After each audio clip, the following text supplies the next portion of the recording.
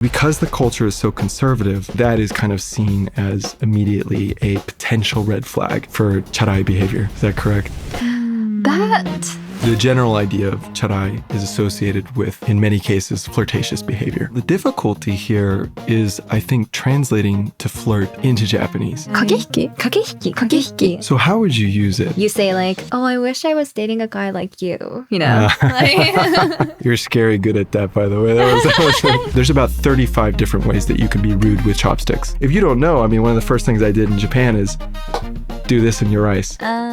Terrible, right? How much of this is just because I didn't grow up here versus how much of it is like empirically, cross-culturally, very strict and demanding? Is Japan truly the most demanding of cultures? I think so many girls ignore Nanpa, so they're getting very creative. What are the most cliche things for a guy doing Nanpa? What's he gonna say? お姉さん個室ね。 Wait, what's that? お姉さん可愛いですね。この後飲み行かない？ Does that work? If they get you laughing? No. If a Japanese woman is selecting somebody on a dating app who's Westerner, it's a very intentional thing. And some of them have said that to me. They've said, if I do date a Japanese guy, I'm going to have to live up to a lot of different standards. Do you guys feel that, or is that never entered in the equation for you guys personally? I guess I can understand where that comes from. But at the same time... Well, we had some interesting conversations in the break, but I think that we will keep on this subject of charai. One area I wanted to get into, I don't think we covered this yet, is in the subcategories of charai-ness, the notion of flirting in Japanese. I want to kind of explore this. So, first off, we can agree that charai people, there's the general idea of charai is associated with, in many cases, flirtatious behavior. Yes. Right. Now, the difficulty here is, I think, translating to flirt into Japanese. So I know we've already tried this, so we know, we know. But okay, since you haven't done it yet, give it the best try. Translation. Yeah. Or one phrase that came into my mind is Icha Icha. Okay. And I think that's in the chorus somewhere. But I think that's not the right translation, since Icha Icha, I feel it's more intimate than flirting. All right. So, let's start with the base definition here of to flirt. Mm-hmm. So I would say what's in English, right, to flirt, it's definitely something where you're interacting with, I mean, it doesn't have to be the opposite sex, but for the sake of simplicity, let's say the opposite sex. And you're striking up some sort of male-female, at least male-female energy that doesn't feel completely platonic, if we want to put it that way. Like there's something there. Mm-hmm. There's something there that's being kicked up. The dirt that's getting kicked. It's not dirt, but the romantic energy that's getting kicked up. Interesting distinctions with to flirt, though, is that you can flirt but still not be a player necessarily, right? So flirting, somebody might describe another person as a flirt. And that description would be, maybe it's a guy or a girl that just, when they see the girl, they make a comment like, oh, your hair looks so beautiful. But he's not sleeping with her, and so he's just a flirt. Or there's girls like you maybe the famous one is you meet a girl in the club. This would be the more frustrating version for men, right? She does flirt with you, and she does smile, and she does bat her eyelashes, and she does touch your shoulder. But then at the end of the day, when you try to go home with her or you try to get her out on a date, she's not going out. She just wants to play that game of receiving attention and giving attention. But she's just a flirt, right? In Japanese, so we have Icha Icha suru. Let's start with that, and then I know there's some other terms that we'll get into. How do you think it differentiates from, you said it's more, did you say it's more personal? More intimate. More intimate. Yeah. Yeah. Or what I think is, Icha we use it for couples. Like actually couples that are officially together. So is this the one that's like lovey-dovey? Yeah, Yes. Icha-Icha. Yeah. Okay, I remember Lovey-dovey. us investigating, or at least I was investigating. So that's couples. Right now it's coming back to me. I remember we looked pretty deep into this at some point. Icha-icha suru, so it's like the lovey-doveyness that usually is happening between existing couples. Yes. Okay. So it's kind of like the kind of loving, playful energy between couples. So it's not necessarily flirting. It might be similar, but it's pretty much a different thing. Right, because the primary is like flirting. Usually when I think people think of flirting in English, they think of a person who is doing it with somebody who they're not in a relationship with.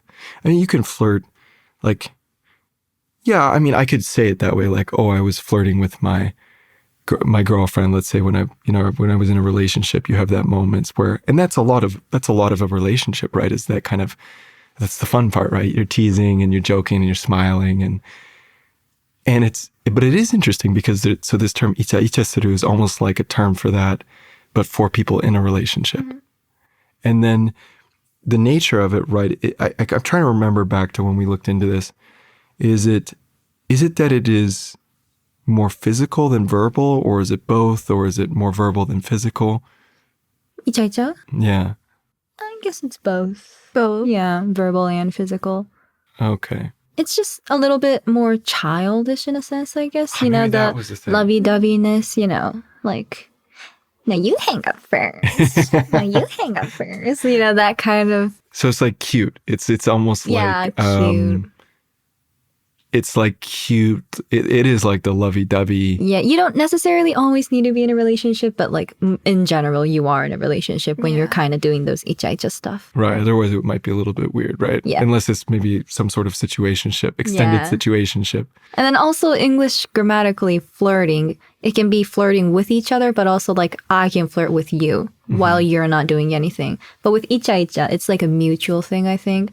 So there's no like I'm doing icha-icha to you while you're not doing it to me. Icha-icha is like you're doing icha-icha together, kind of. It has to be mutual. So like you're both engaging in the lovey-dovey actions. Right. I think this is coming back to me. So it has to be mutual, generally already with people in a relationship. And it's kind of, there's a childlike cute element to it, Yeah. you would say. Okay. So, and then in contrast to that, and then I guess flirting itself, right, is more, for me, it's true. You can try to flirt with somebody. I mean, flirting's probably mutual, but there's always famously like, this is always a joke for the guy in the States who like doesn't understand. Let's say you have a handsome guy, right? But he's not so socially savvy. So girls try to flirt with him, but he doesn't like understand. It's like does not compute. And, you know, then you might have the socially savvy buddies like, bro, she's trying to flirt with you. And you're like, oh, you know. So you can flirt with somebody without it being mutual, but it's, I guess, yeah, you say like, dude, she's flirting with you. Like, you know, so I guess in that sense, it doesn't have to be mutual, but it's like, you might say she's trying to flirt with you. Whereas you're saying though, with icha-icha suru, it kind of has to be mutual. Yeah, like you can't do icha-icha one-sided. Well, I mean, you can say like he's trying to be icha-icha, but There was some, I remember some sort of grammatical point on this too. There was something with it where, what would be the full sentence of using icha-icha suru? I guess the most common like way of saying it in like animes or dramas, like they're being icha-icha and like a third person says like icha-icha sunna. Oh, like cut it out. Yeah, like stop. Yeah. Stop. Icha-icha sunna. Like Okay. He's like, oh, that's gross. Stop it. You know, you're making me nauseous. yeah. Okay. So, but is there a version of it like to icha-icha with someone? Like, is there like a to or a preposition? I guess it would be a particle. Well, I mean, yeah, but usually it's an observation, I think. Like, you don't say, like, I'm flirting with you. You know, you can say that, but you don't say, like, I'm icha-icha with you. Like, icha-icha shiyo. Ah, icha-icha shiyo. It's not. It's a little weird. There are some times where some people are like, icha-icha shitai. And in that sense, like, it can mean a lot of things. Maybe it might be a euphemism for sex, maybe. Oh. Or maybe it might be in general, like, I just want to hug you, I just want to kiss you, you know? Oh, okay. Like- So like affection. Yeah, affection. Okay. There's like a whole range of that, you know, inside that term. But that depends on like who the person is who the person is saying, and like. Would the full version of that be like haruka to haruka ni icha icha To. haruka to icha icha stai? I guess. You know, you could imagine a scenario where maybe I'm complaining my girlfriend is not lovey-dovey enough. Yeah. And I'm like, you know what? I just want to icha icha. And then, so it would be that grammar would be. Yeah. Okay. The to. Okay. So then let's now, on the other end with flirting, what's another phrase that sort of comes close? I feel like kakeai? Kakei? Kakehiki? Kakehiki. 掛け合いじゃない。駆け引きだ。 Kakehiki. So how would you use it? Like, what would be a realistic scenario? Kakehiki, when, for example, when you're literally flirting with someone, like having a conversation, not a 100% platonic conversation, you would say kakehiki because I don't know how to translate kakehiki. It's I think tactics is actually close. is that? Like, let's say you're into this guy, but you don't want to be seen as you're actually desperately trying to get that guy. So you wait 1 hour to actually respond to his messages. That's like tactics, right? But you're kind of like trying to flirt with him. Or like you say like, oh, I wish I was dating a guy like you. You know? Like, I'm trying to not play with their feelings, but you know. yeah. You're scary good at that, by the way. This is why she's a great actress. Just like, wow, okay, yeah. Okay. Got I know what you're saying. Yeah. So it's kind of, is it like sakusen and tactics in the sense that it's like what would be a sentence? Like, give me a Japanese sentence, a very natural sentence that you would use it in. It's not commonly used, so. Oh, this is not too common. It's not. I don't think it's really used in a sentence. Maybe like in a statement, like koi no kakehiki. I don't know. Koi no kakehike. So it's not that commonly used, but you both know what it is. Yeah. And it refers to kind of striking something up with the opposite sex kind of strategically. Yeah. Flirt or strategically flirt with that person. I think like the main focus is on the strategically, more on the flirt part. So like, 心理戦. yeah, 心理戦. How do you say 心理戦? Psychological battle.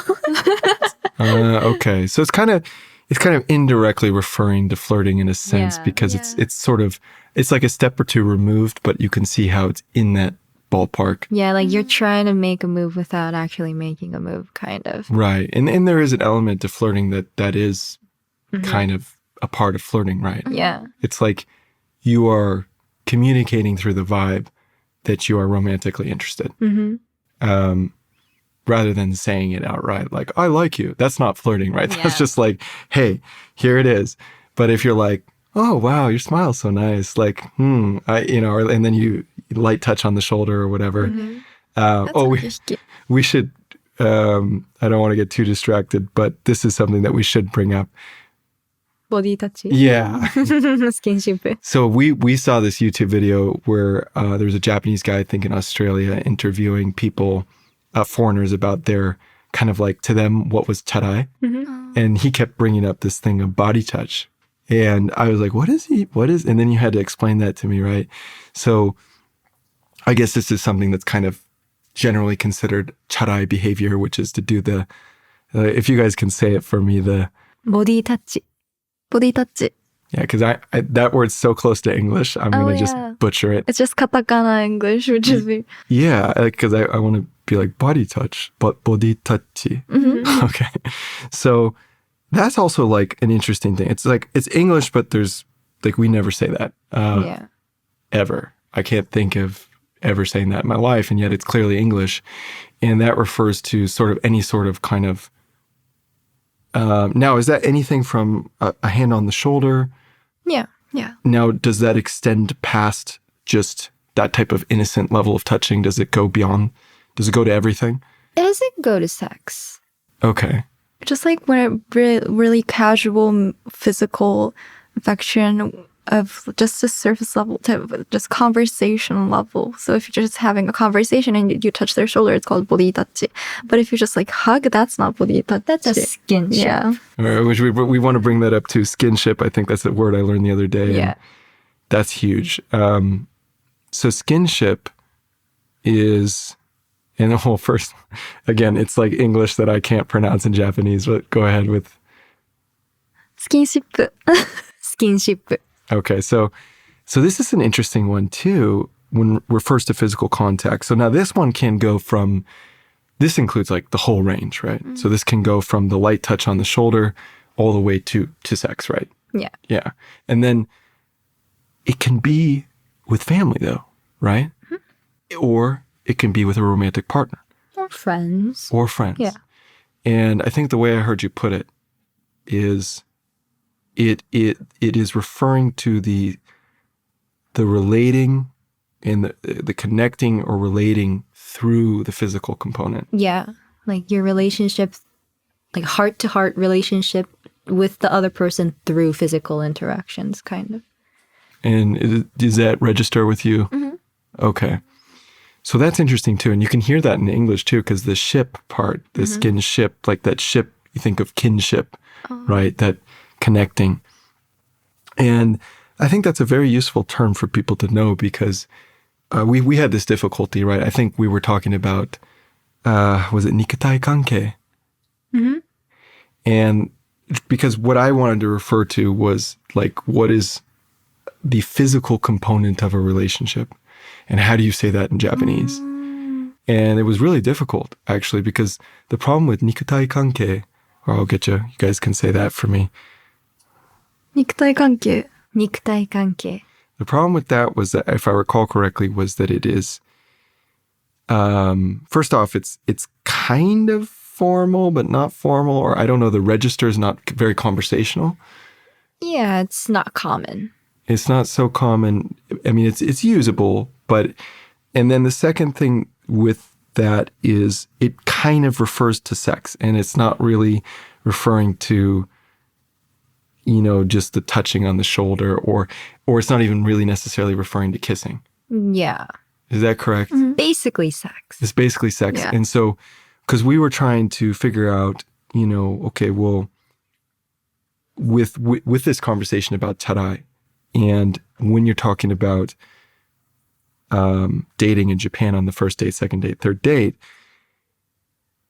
in the course, right, Andrew's kind of trying to understand this, that the American character, right, and Yui's trying to explain to him that basically physical things before the kokuhaku are generally not good to do.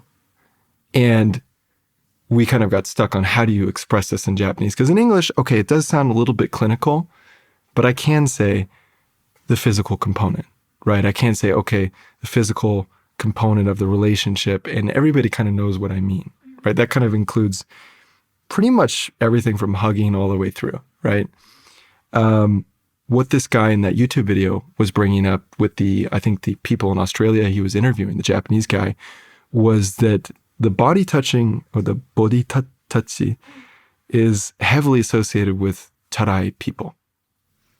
That is true. Yeah. So they're going to be that guy that rolls in and is like, hey, kimi kawaii, and then kind of touch you. And then you're like, whoa, this guy's okay. He's really friendly. He's a friendly fellow. Also, body touch is a very strategic flirting girl method too, you know? Oh, don't I know it? If you want that guy, body touch. Yeah, it's funny because, and this is where cultural differences are so interesting. In Brazil, right, everybody does it. Yeah. So I remember when I first moved to Brazil, doing exchange there, and I met this guy who would become my closest Brazilian friend and his girlfriend. And his girlfriend, like, he'd be right there, and his girlfriend would just be like touching me on the arm, touching me on the wrist, all throughout the conversation. He like didn't bat an eye, and I'm like, huh. Well, I'm pretty rational here. I'm like, I'm pretty sure she's not doing this to communicate in front of her boyfriend that she wants to hook up with me. She's just being very personable as a Brazilian. Like, as a Brazilian, she's just being a good, socially intelligent Brazilian. She's being very friendly, outgoing, personable. And then you come to a place like Japan, you better not do that. Like, if you guys better be really drunk at a nomikai when you're like, I can't tell you how many awkward hugs I've had in this country. Americans were huggers, right? And like, hug your East Asian female friend. That is a disaster. Yeah, I just kind of learned like, okay, I'm gonna not hug anymore because the probability that I'm gonna avoid an awkward interaction goes up substantially if I just stop doing it. I mean, and I had one date, this is long before I met my ex-girlfriend, and I think this happened to me twice. So it was very normal for me as an American, if I go on a date, the first thing I do when I meet the person is I give them a hug, right? Very normal. And it's kind of like a nice way to start it off. It's like, hey, like, look, this is a date. I'm going to give you a hug. And the truth is, I hug my female friends in the States. That's totally normal. So I did that in Japan. Now, a lot of girls I noticed, they would do it. You could sense like a little bit of panic. 2 times it happened to me. I think maybe this is where I kind of became really allergic to it, was like the girl just like, I was like, well, this date's over for me at least. Like, cause like I'm emotionally not going to, like as much as I want to think I'm a really mature person, I just cannot, I'm like, there's 2 things to that. One is emotionally recovering from that. Or like, I just met you and you just like hardcore rejected me. And then, which I know it's not from her perspective, right? These girls who did this were obviously like very Japanese girls, right? Because if anybody with like a fair amount of Western understanding, they're going to be like, oh yeah, okay, this is an American. But the other part, was that part. I was like, okay, you're probably too rigid of a person for me. If you're gonna go on a date with an American and you're gonna do that when he tries to hug you, you probably don't know enough about Americans and your thinking's a little bit too narrow. Even though I know from her perspective, from a Japanese perspective, hugs are like very personal things, right? And yeah, I mean, that's a whole topic. I have a good friend of mine, a Keigo friend who I met when she was on exchange in my home university. And I remember we became good friends. And so we would hang out and then I'd go for the hug. And it was interesting because she wanted, and she spoke excellent English, excellent German. She wanted to do the hug, but also she didn't know how to do it because it's okay. So you know how if I bow and a Westerner bows, like I'm okay, I've gotten better at it, but it's still going to look a little weird to you guys, probably. Probably almost no matter what, the way a Westerner, if they didn't grow up here, their bowing's going to look a little awkward or stiff or not quite right. Like we might bow too much in the wrong situation, we bow too little, it's the posture. Right. So like you grow up without, so whenever she would give me a hug, it would be this very intense like squeeze. And I was like, oh, she didn't grow up with hugging, so she doesn't know that like balance of what the kind of the American hug is. Just like I don't know how to bow quite right. Or in Brazil, right, people you don't know, if it's the opposite sex, you give them a kiss on both cheeks. If it's Rio, that was super weird for me. I'm like, whoa, I just met you and you're in my face. But for them, it's totally natural. And if you don't do it, it's like that kind of, it's very offensive. Like if you just met a girl and you're not going to give her a kiss on both cheeks and you like went like this, it would be the same thing as if I go for a hug and somebody pulls away. It's a terrible feeling for them. So anyway, but getting back to Japanese culture with the body touch, right? So because the culture is so conservative, at least from my vantage point, then that is kind of seen as immediately a potential red flag for Charai behavior. Is that correct? Yeah, but I mean, if you know that person is Western and they grew up in that culture, it might not be considered charai. But if a Japanese who obviously grew up in a Japanese conservative culture touches a girl very easily, then that might be considered charai to many of the girls. So, okay. So like, so you're saying like, I guess that's to my earlier point, like some girls are going to have that flexibility of thinking. Yeah.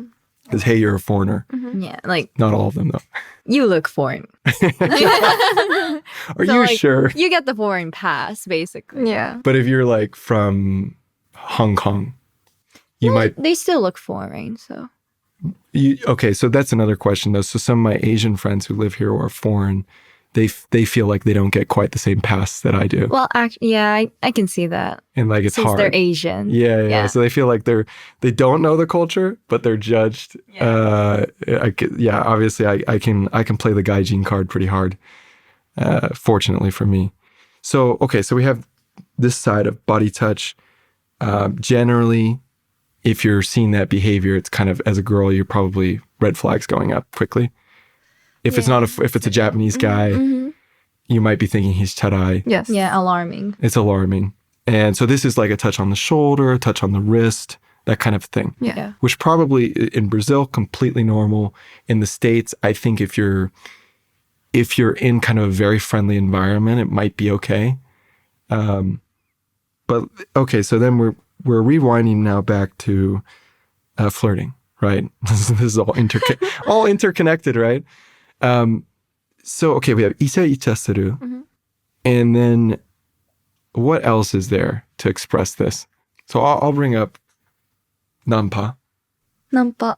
Nanpa. And how? Okay, so like let's get into that. How does it differ? Nanpa is like a pickup line. Yeah. You know, Mm-hmm. you're trying to pick up a girl, kind of. You're not. I guess Nanpa is you do Nanpa through flirting. Like, it's not. I know. I see what you're saying, because Yeah. it's kind of like flirting is the general.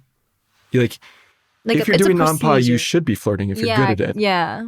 But it's like more specific than that. It's like you're really picking up the girl. Yeah. Like, it's not flirting. You're just like trying to pick up, like, hey girl, like, Yeah. you want to go grab some coffee with me right now? Kind of like that. Okay, let's get into that too, because we were talking about this for the video. So what are the most cliche things for a guy doing Nanpa? What's he going to say? I don't know. You seem to know a few things. I don't really have that much What? experience. Cliche. Yeah. It's like, お姉さんこんにちは. Like, お姉さんこんにちは. They use お姉さん.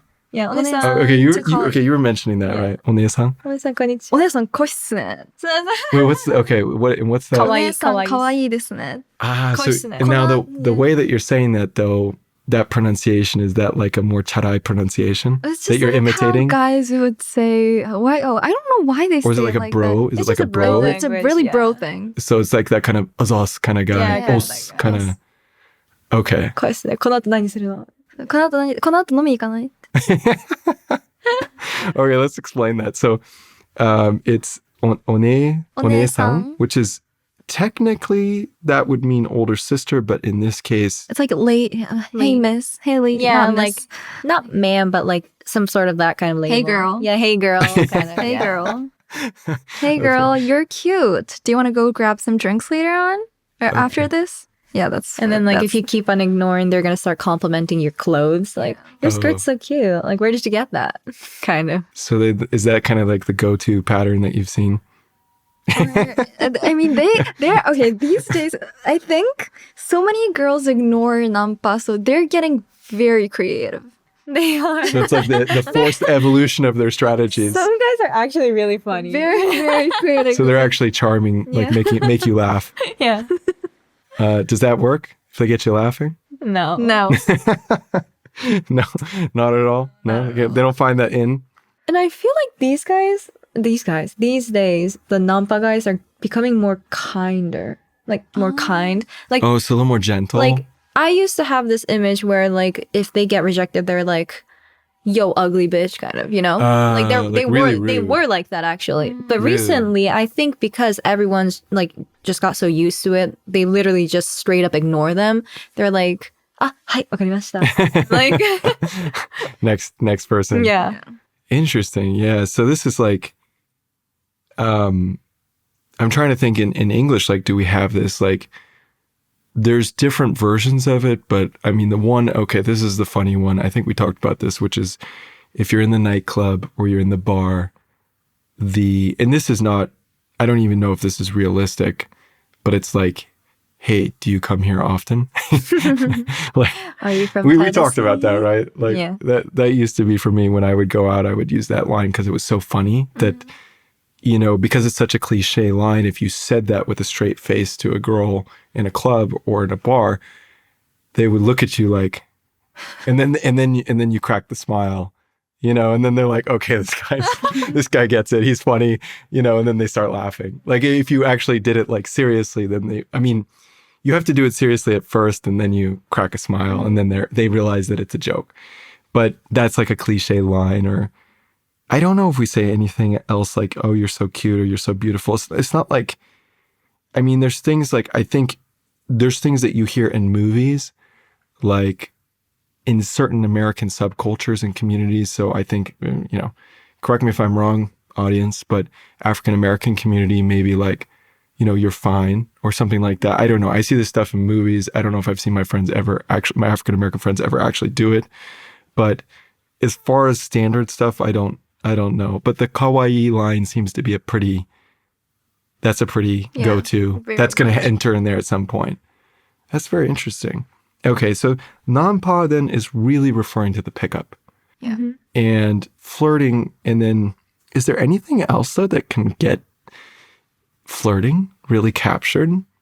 I think we just generally say hanashiteru.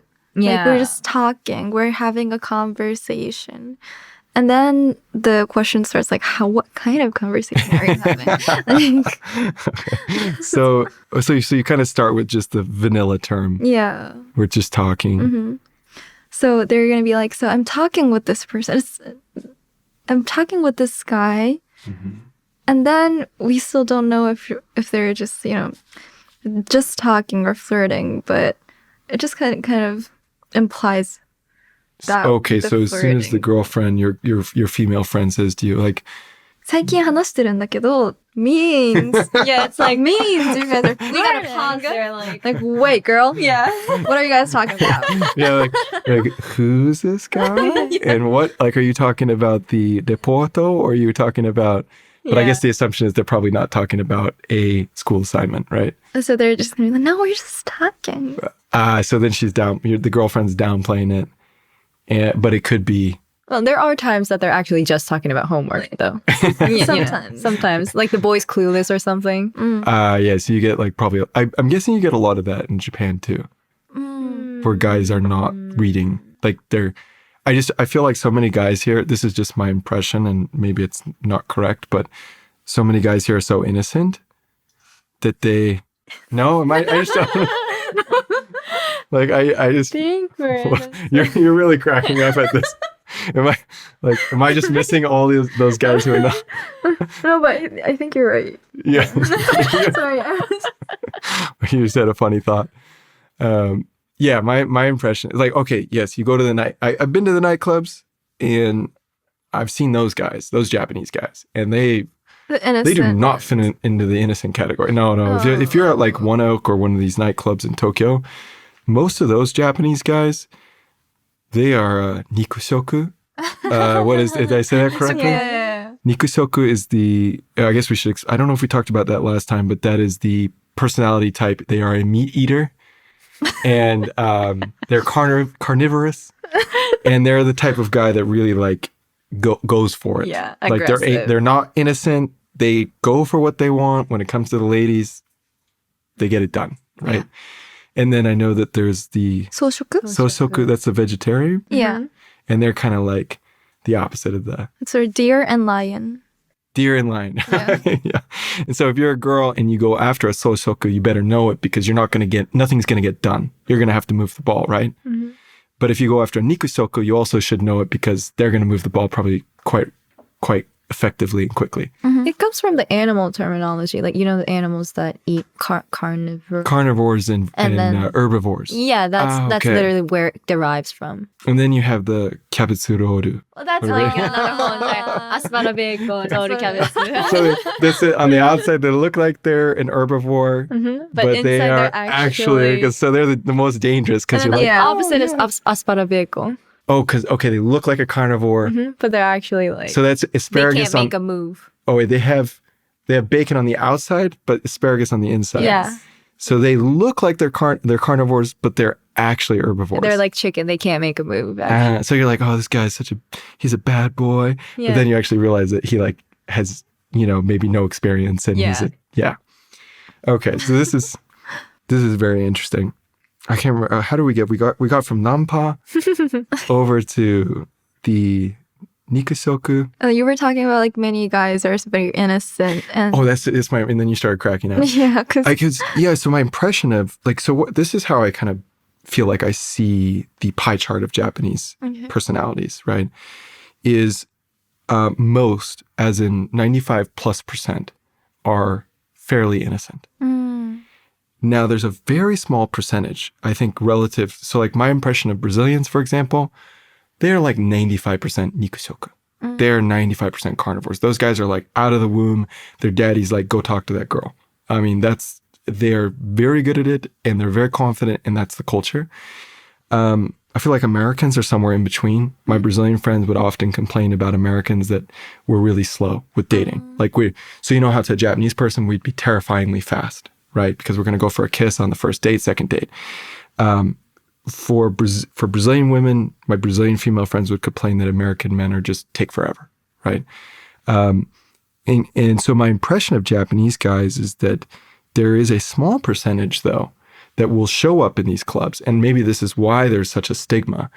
And those guys, I mean, the first time I went with a few very good friends of mine to a big Roppongi club. And we went to the dance floor, everybody's drinking. And immediately this crowded dance floor, it's my buddy and I and two female friends of ours.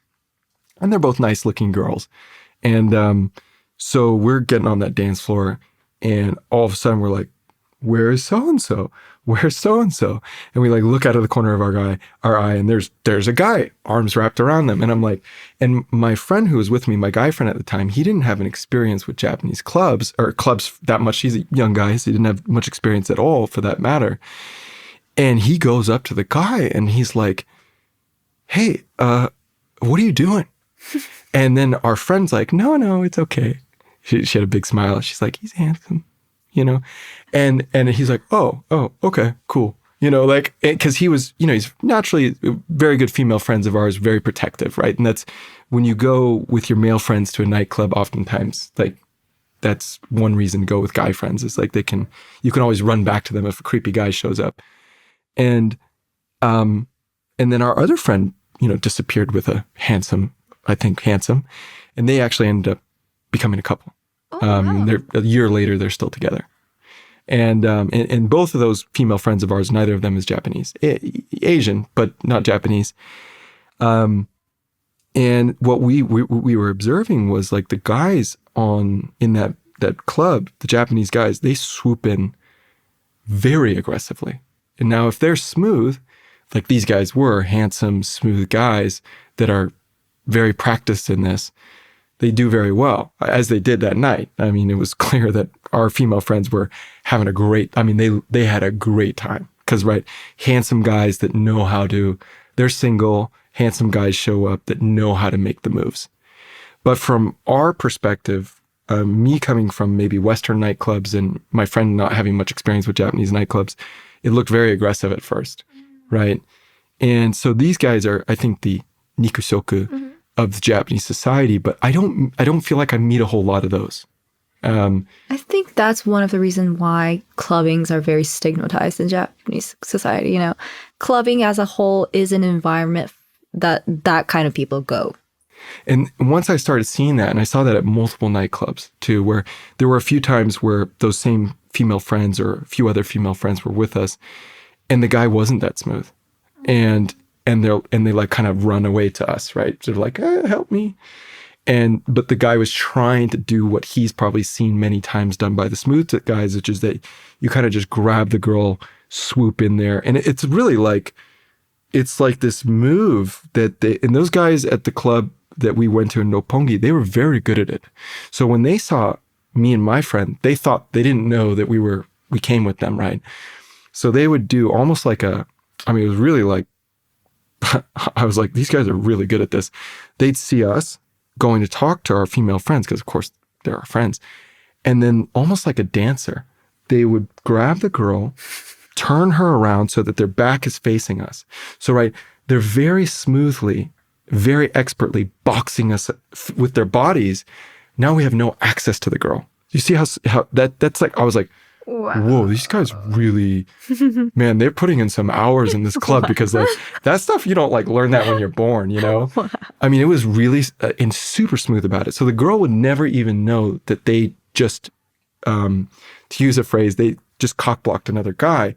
The girl would never know because they did it like a dancer. They just smoothly rotate her. They see us smoothly. And then those guys realized that we were the friends and they're like, oh, hey, man, you know, sorry, you know, shake our hand and everything, right?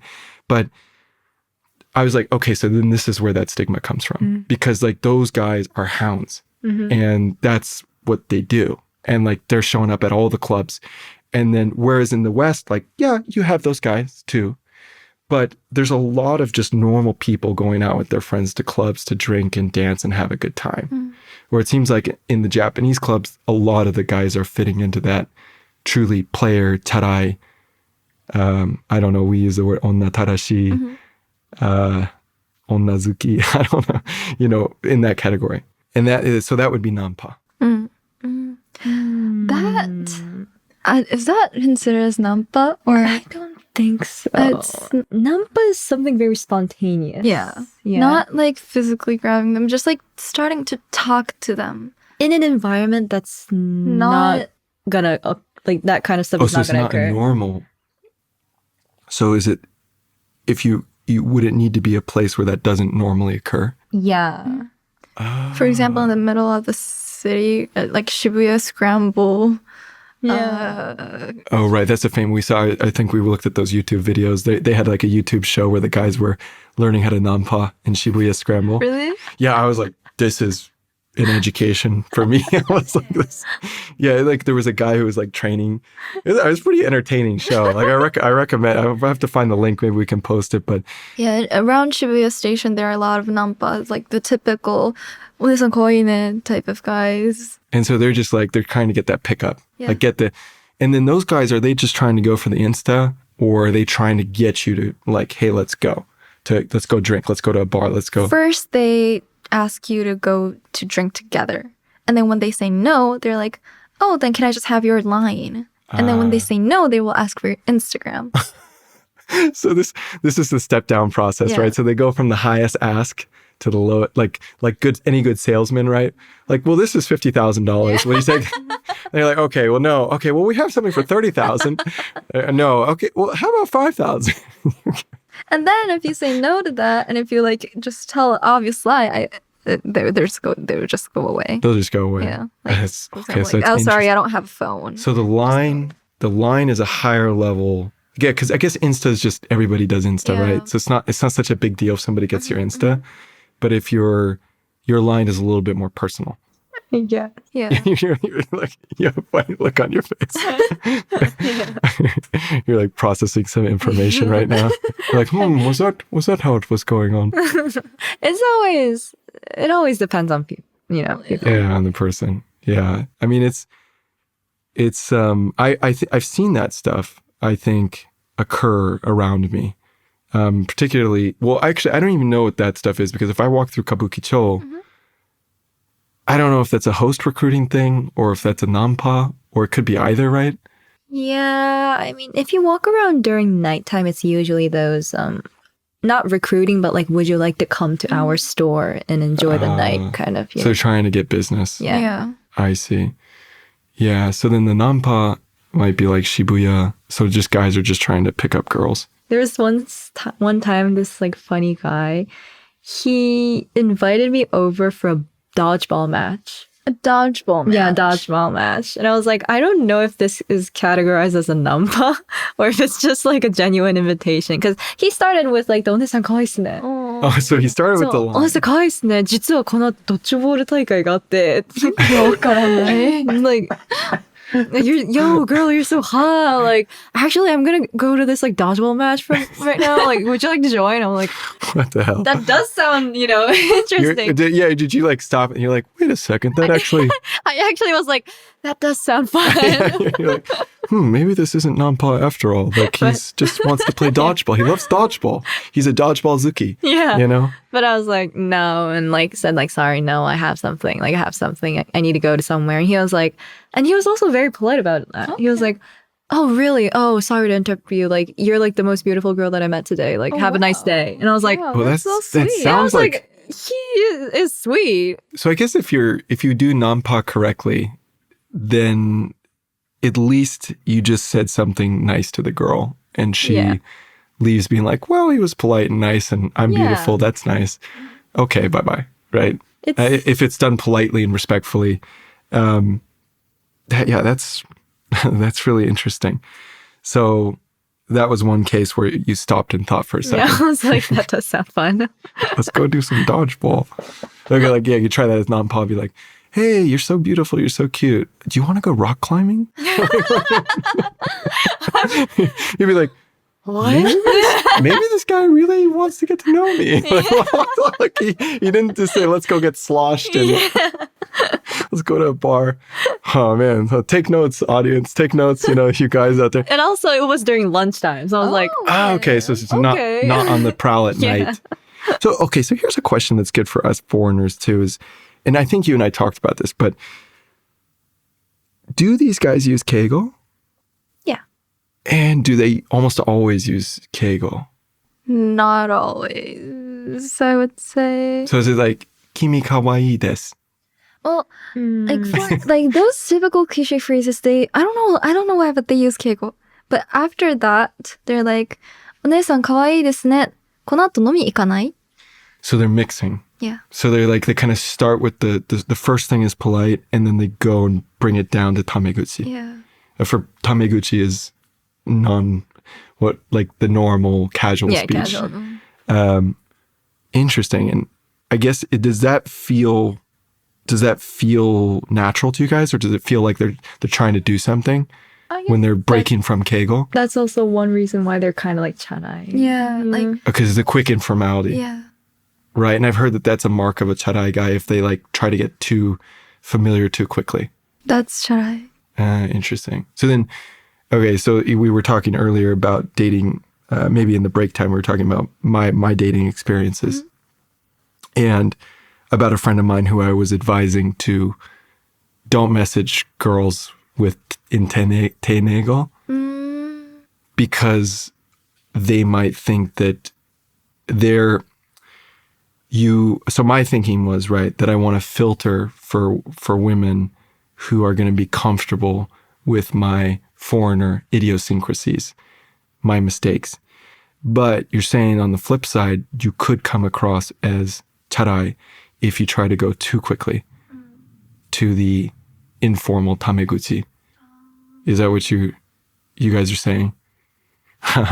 Interesting. It's tough. It's tough being a foreigner. It's okay. You get the foreign. I get the gaijin card. Yeah, like I was. Yeah. So this friend of mine, he was talking to me about like, I asked her if I could stop using san with her name, and I was like, I've never used san on any date that I've ever been on with any girl, and I was like, oh man, is that important? That's kind of honestly a little rude. So then am I coming across rude? Could be. Well, since you have the foreign pass, it's like, okay, but... So then at what point? It is a little rude. So you should... Okay, like let's say you meet somebody on an app and you're on that first date. You should be using san. Because you are strangers. What's your take on this? Well, I mean, to people who doesn't have the foreign... Oh, so if it's two Japanese people. Yeah, then you would normally use san. If you know that you guys are in the same age, and so you can basically use tameguchi because you're in the same age, then you don't have to use san, I would say. But if you have a slight age difference, then just to show respect or politeness, I do think we need to use san. Even in the dating context. That age parameter, it will even apply if you're going on, let's say, a first date from a dating app. Because it's a date, I think, more. Oh, so you're trying to show respect. You're trying to show that you're a respectful, properly behaving human being. Not even that. It's very a subconscious thing, right? Yeah, it's just like It just kicks in. out of politeness. It's like saying, "Hey, man," when I just met you right now. Right. And there's some people that are going to like that, and there's some people that are going to hate that. Yes, obviously. Interesting. Yeah. Because it's like, I was just thinking to myself, what would be the equivalent of that? Like, okay, you're in America, you're on a first date. What would be the equivalent of then not using san? Like, maybe it would be like that. Like, yo, what's up? Like, Yeah. They would be like, hey, like what the, but I do find that, there's a lot of personality dependency there, right? So some people, this is something I noticed in Japan, some people just love speaking in Tameguchi. Like they just, like, don't you guys have friends that like, for some reason they just always speak in it? And that's even true for you guys too. And you have that friend. And then maybe you have other friends that lean very informally. Yeah. Yeah. Well, where do you guys line up if you're going to judge yourselves? It depends on my friends, but when I've talked with my friend, very close friends, I just kind of jokingly use Keigo. And I think that's what I noticed too. It's like used as a joke. Yeah. Like you'd be like, "O genki desu ka?" And they'll start laughing. Yeah. And then it's just that's just so normalized between my friends and me. So I would use Keigo like every single sentence that I talk to them sometimes. But it's just... But in a funny... really, for funny, humor. For humor. I see. But there's this one friend that really feels... I don't know, but he just feels comfortable speaking in Keigo. He would just use it. So I'm like, okay, whatever. But I just feel a little distance, but... So that's the thing, right? Is it does create a little bit of distance, right? Yeah, so if you talk in Tameguchi, that just feels a lot more close, right? Like those how do you say? Yeah, 心理的な psychological distance, what did I say? Yeah. I mean, this is interesting too, right? Because, and if you guys I don't think this is terribly personal information, but during the break, or when you guys initially met each other, or during the break, right, you said you don't have to use Keigo. You don't have to use Keigo. You guys have a small age difference. Yeah. Which is, for us, like it's bewildering, but it's like basically a little bit more than a year between you guys in terms of age, right? But that's enough, right? That's, hey, now you're in senpai category, now you're in kohai category. And then you have to take the initiative to be like, look, don't worry about that. Yeah. But you're still feeling pressure. You're still like, no, but I want to be respectful. I want to be, and there's this whole, and then for us foreigners, we're just constantly confused by this. But I am starting to understand, like, there is this joke, like you can really make Japanese people laugh by using really polite language in the right timing. Like, just like what you were saying. So like if you, and maybe it's probably because I'm a foreigner, so if I use it, it's extra funny, right? If I'm like, "Ikaga deshita ka?" They're like, wait, what? But anyway, so getting back to the dating stuff though, so that's interesting. So like, I have never used sung, and my friend always use it. But now personality wise, I am somebody that I am very informal as I think. I don't know. Am I informal? Yeah. I don't know. I mean, Honoha knows me pretty well, so very friendly. I think I'm a pretty informal guy by nature, but my friend who would using that, he is much more of that type of person that wants to be proper and follow all the rules and all the manner. He's European. And he wants to kind of like do everything. Rules make him feel comfortable. Whereas for me, rules make me feel kind of, I mean, some rules are good, but sometimes I feel kind of, it gets stuffy, feel constrained. So with him, it kind of makes sense that, okay, all of his Japanese dates and everything, he would be doing that. For me, though, as I told you guys, my theory was, well, I want to filter out Japanese women that might not be accepting of my eccentricities as a gaijin, or my idiosyncrasies, because it is very hard to meet that standard of perfect Japanese behavior, even for Japanese people, I think. And interestingly enough, when I have been on dates with Japanese women, and I ask, well, why are you dating me? You know, like, and not me personally, but like, why are you dating a foreigner? Why are you dating a Westerner? Because there's a lot of Japanese people in Japan. They don't have to pick me. And, or in the same case with my foreign friends, right? My Western friends. And they've clearly, if a Japanese woman is selecting somebody on a dating app who's Westerner, it's a very intentional thing, right? That's not like, whoops, I swiped on the Western guy. No, it's like, they want to, you know what I'm saying? And some of them have said that to me. They've said, maybe more than half have said, well, I feel like if I do date a Japanese guy, I'm going to have to live up to a lot of different standards and I'll be judged. And I don't know if you guys agree with that or if you think that that's a bunch of hogwash. And I've heard the same thing from both sides, I guess. So like, also Western women, so like both sides of the gender equation is what I'm saying. I don't know. I mean, your boyfriend is not Japanese. Yeah, not anymore. You guys have both had, and if you don't mind my sharing, you both have dated internationally, right? So do you guys feel, or is that never entered in the equation for you guys personally? Like dating a Japanese guy, the pressure? Yeah. I guess I can understand where that comes from. But at the same time, as a Japanese person, I do like to behave in a very mannerism way. Like, I do like following those manners because I think they're very, very beautiful. So, like, some parts I engage initially, some parts, but at the same time, I don't want like it to be pressured on me. You know, so I do get like the social pressure, like the expectations that I should have if I dated a Japanese guy. I do get that. Yes. Like, understand that. So you can kind of see it from both sides, is what you're saying. Like, I would love to do it by myself. Like, you know, I would love to do those kind of stuff, but I don't want it to be expected on me.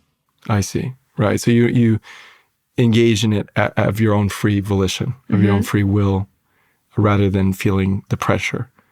The same. Very same. I'm mostly, I spend most of my lifetime in Japan, and I am very Japanese. So I would say that there are so many Japanese traditional expectations that guys would put on girls. I know what you're talking about. I mean, I felt it on the other end, but I've heard that. So there's some pretty funny Instagram reels that have been made by Western girls dating Japanese men about the expectations put on them. And all those mistakes that I saw in that reel, I have been accused of making them by Japanese women. So anything from where you're putting your chopsticks. So basic chopstick mistake. There's about 35 different ways that you can be rude with chopsticks. Oh, Yeah. 35. I mean, I wouldn't be surprised if that's the real number, but you know what I'm saying. Like, if you don't know, I mean, one of the first things I did in Japan is, I don't know if you can see this, is do this in your rice. Terrible, right? Terrible manners. And, you know, I got chastised, and then there's like a way you're supposed to put your chopsticks, and this is just one example of many things. I remember, you know, long ago I was on a date and they only took cash. So I pull out a bill and the bill is really crumpled up. And the girl that I'm on this date with, she looks at the bill very disapprovingly. Ick. And then she takes the bill very slowly, looking at it very disapprovingly, stretches it out. And I was like, okay, I've just been corrected here. I've just been educated. But there's so many of these kinds of things that, and you know, and I ask myself this too. I'm like, how much of this is just because I didn't grow up here versus how much of it is like empirically, cross-culturally, very strict and demanding? Like, what is Japan truly the most demanding of cultures in terms of like requirements for manners and things? And when you start thinking about it, it's like, I mean, it is the most polite culture I've ever heard of in the world. It is. I mean, just think about it. Just normal speech. There's about 85, I mean, again, I'm exaggerating, but 85 different levels of politeness. I mean, it's not like, I mean, in English, yes, certainly you could say, sir, yes, ma'am, yes, sir, Mr. So-and-so, would you like a cup of coffee? May I go to the bathroom? That's the famous one. Don't say, can I? But in Japanese, literally entirely different verbs, conjugations. in all different levels, up to like emperor level. There's like emperor level play. I'm talking to the emperor, all the way down to, and I know in English there used to be that too, your Royal Highness, right? But that stuff still lives. I mean, it's not like it's gone from Japanese. Nobody's saying, well, maybe in England they are saying Your Highness, but you know what I'm saying? In the States, right? So I do sometimes wonder, like empirically, is Japanese culture one of the most demanding in terms of customs and rules and manners to behave properly? I never really thought of that way because like I feel like every generation they're taught or like they're raised in that way. So for us it's like kind of common sense in a sense. Right, for you it's, but then at the same time there's always a spectrum. Right, okay, of intensity. Yeah. So like I remember my ex-girlfriend, right? This was a terrifying thing to hear. Do you know that fish that takes like 75, I don't know why I keep exaggerating with these numbers, like 85, 75 hours to like get the meat out of? And it requires like super ninja level chopstick skills. I don't know. Okay, there's like a fish and it's like, and I think it's considered like if you do kaiseki, like really nice food, like at a ryokan, like a Japanese traditional place, they'll give you that fish and like it's got like a bunch of bones. And it's really hard to pick the meat off of. I think it's samma. Samma? So my ex, I remember her telling me one time that like her mother and her grandmother were talking about how they were going to test the guy that she brings home, that he needs to be able to do that with his chopsticks as a skill, like as in like this is a proper, properly educated and skilled Japanese. And of course I heard that. Now she's very understanding and cool with me, but like, I was like, man, this shit's real, And I had another friend, and a friend from Keigo, and she was dating an American guy and putting these pressures on him. And we did a couples thing and so we did kind of a 2-on-2 date. And like, she was like, we were eating soba or something. And like, she was like saying to him like, hey, you can't do this, you can't. And then I made a mistake. I think there's something with the soba. You're like not supposed to put the noodles in the sauce, or there's something that I did that was like really, really rude. And anyway, so when this friend was going to introduce this American guy to her family, like she was training him for a while. Now she came from a very traditional old family. And so I think that there was extra pressure to like make him do these things properly. I feel like for us, the way you eat, 育ちが出る. We say 育ちが出る, I've heard that, which means like the way you eat shows how you were raised. Yeah, so that's a big thing. So it is a very huge thing. So the way you use your chopsticks, the way you like pay respect to the food itself, the way you eat fish is actually very big in Japan. Okay, so then that lines up. Yeah, if it ends messy, like it's like we kind of like understand. Oh, okay, kind of, The judgment has been. Yeah, the judgment starts. Okay, this is exactly what I was feeling, because in America, long ago, I know that my grandfather, would talk about being raised in a family where you knew what that fork and that fork did. You had like you had your salad fork or spoon, and that whole thing, right? That was a whole form of etiquette where you showed your upbringing. But the way I and most of my friends, like, we didn't grow up with any of that. My family was just, my sister every morning would eat these, it's very American, these microwave little pancakes, right? She put them in the microwave, and my dad would just be so happy if he could just get her to not use her hands and just use a fork.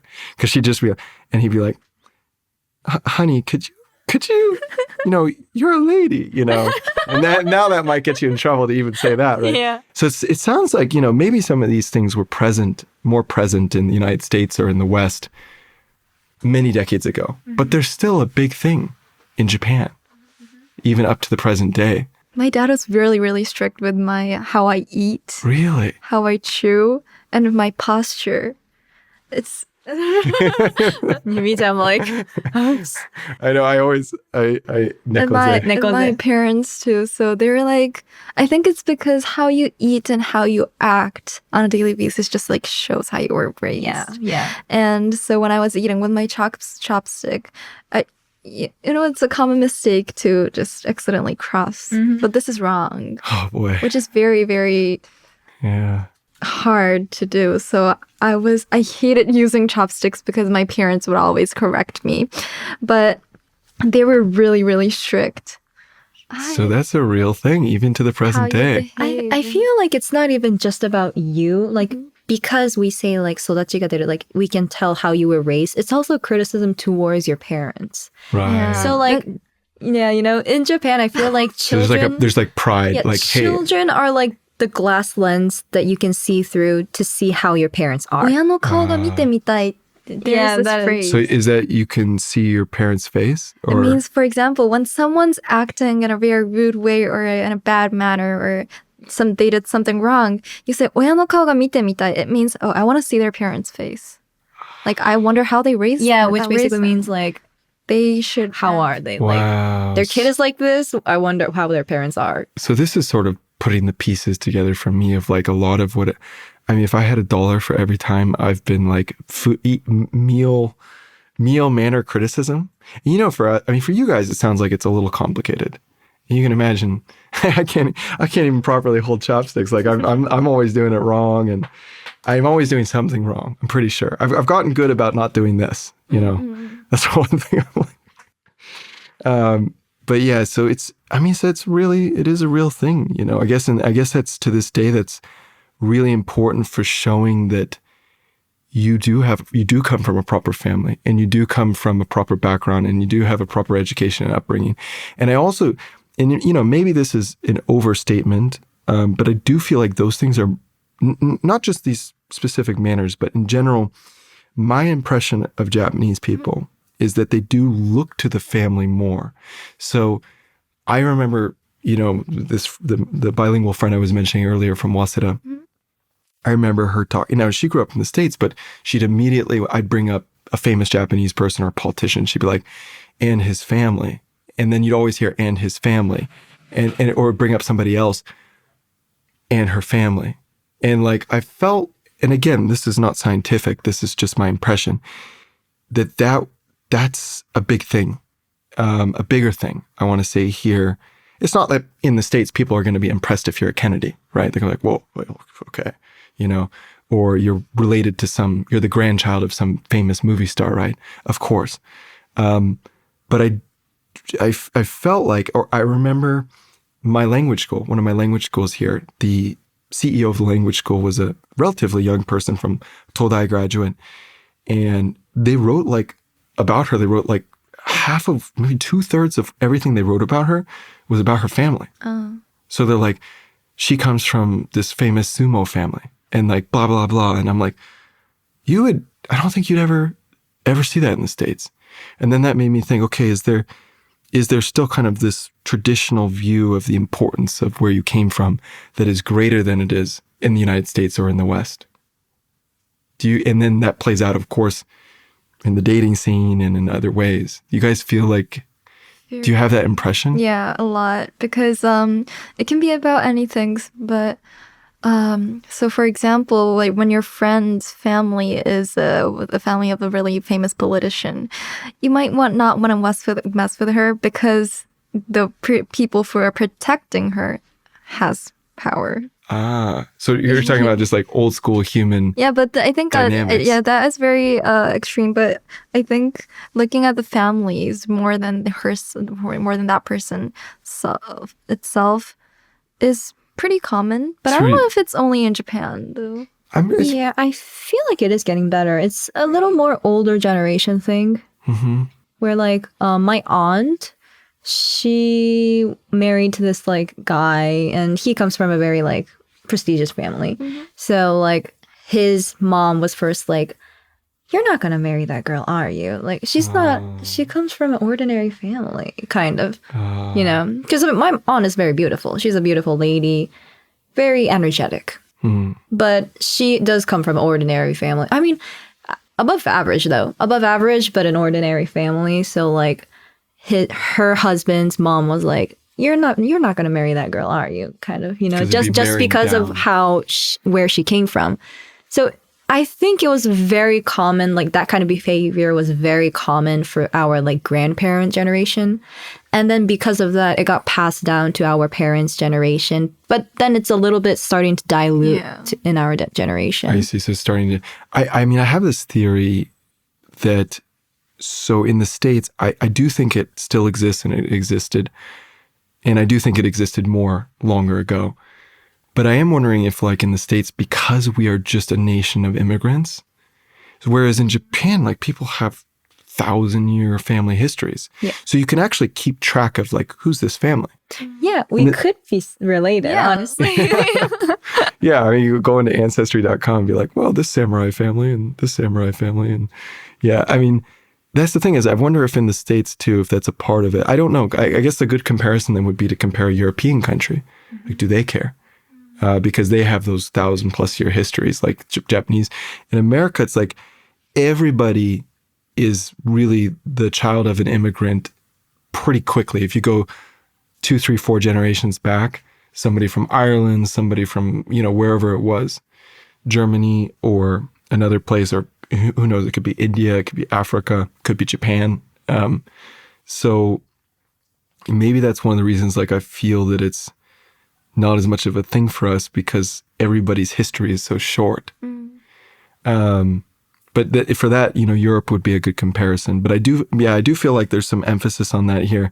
I didn't know if that was really, if that's just kind of imagined by me or if it's actually perceived. Thank you guys. Thank you guys for coming to the GoGen podcast. It was really fun. And I don't know. She might be a regular. Yeah. Well, I'd love to, of course, do this again with you guys. I guess we'll end it there. お疲れ様。お疲れ様でした。